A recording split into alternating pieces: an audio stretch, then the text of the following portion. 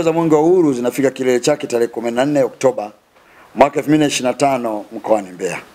baada ya kukimbizwa kwa mikoa 31 ya Jamhuri ya Muungano. Kwa kipindi hiki chote,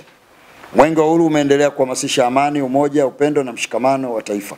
ikiwa pamoja na kuhamasisha wananchi wote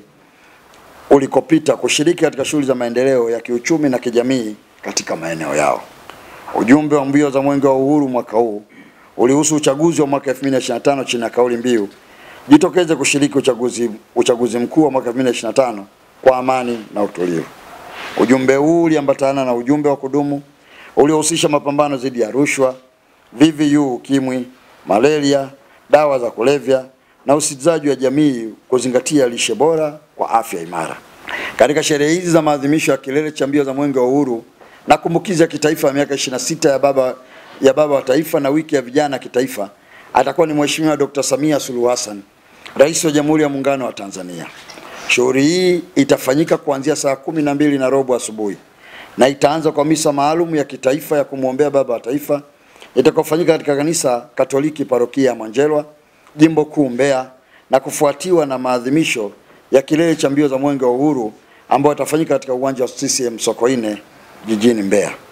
Wito wetu: serikali na waomba wananchi wote wa mkoa wa Mbeya na mikoa jirani kujitokeza kwa wingi katika uwanja wa CCM Sokoine ili kuungana na Mheshimiwa Rais wa Jamhuri ya Muungano wa Tanzania Dr. Samia Suluhu Hassan katika kuadhimisha matukio haya muhimu ya kilele cha mbio za Mwenge wa Uhuru, kumbukizi ya miaka 26 ya baba wa taifa na wiki ya vijana kitaifa ya mwaka 2025.